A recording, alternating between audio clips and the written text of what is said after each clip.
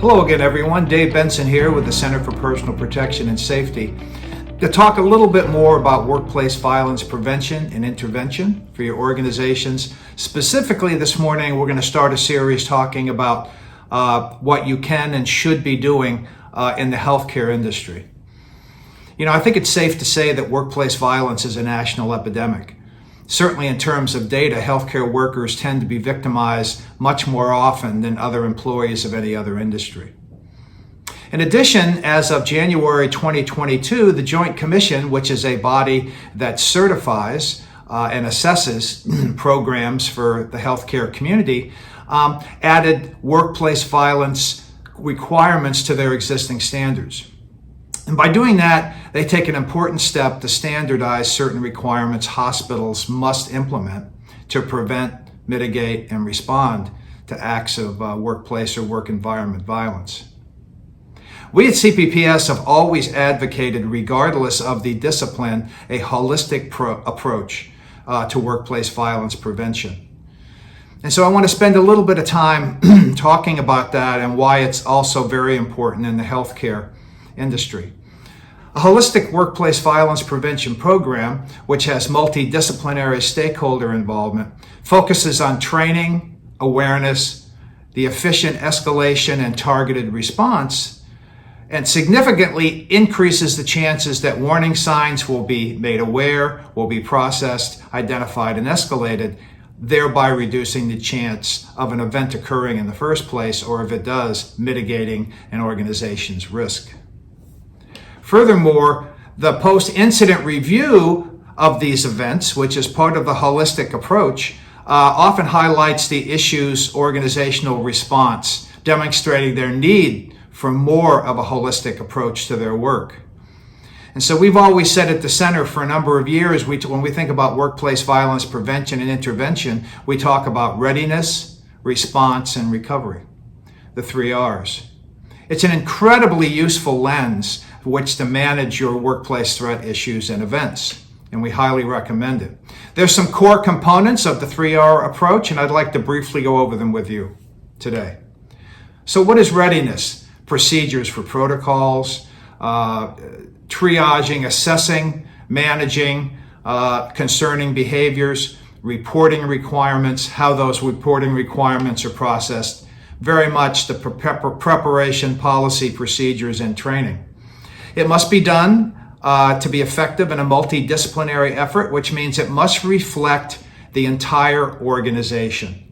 If you try to do this with just 1 or 2 components, you're going to miss some valuable data, some valuable expertise. And so a multidisciplinary prevention effort is absolutely critical.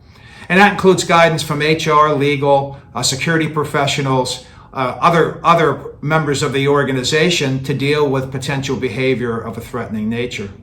So comprehensive training must occur, such as pre-hire actions, warning signs, interpersonal relationship violence, investigations, interventions, hostile terminations, active assailant programs, and working with local law enforcement are all an extremely important part of this holistic approach.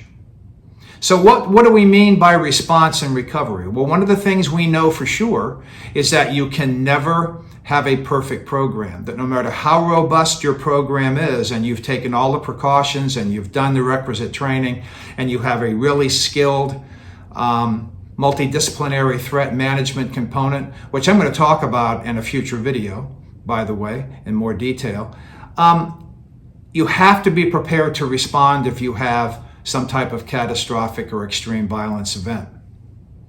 And so you have to be able to focus not only on preparing, but how are you going to respond and how that looks. Integrated into a broader crisis management component to ensure you have a holistic response to the incident. The last piece that's very important that sometimes is really lacking in otherwise very robust programs is a post-incident review framework. And so why that's necessary is whether you want to call that a post-mortem, post-incident, a murder board, there's lots of different names for it. You have to be able organizationally to check your collective egos at the door and see what went right, what didn't go so well, and what improvements might need to be made should you have another incident like that. It has to be very organic, it has to be very evolving, and that's the key to a robust program. In conclusion, the holistic approach incorporates every facet of the organization. They are represented in some way, shape, or form, multidisciplinary in their approach, and then effectively responding in an agile and efficient manner should you have a workplace violence workplace violence incident. And the recovery piece is also very important to bring your organization back together. What happens? So you've had an event, what resources, what tools, what protocols do you have in place for your employees, for your operations, and for your customers, or in this case, patients. So you'll hear more about this in the coming days. But I hope this has been helpful, that a holistic approach to workplace violence prevention and intervention is particularly useful and, in fact, I think essential in the healthcare environment.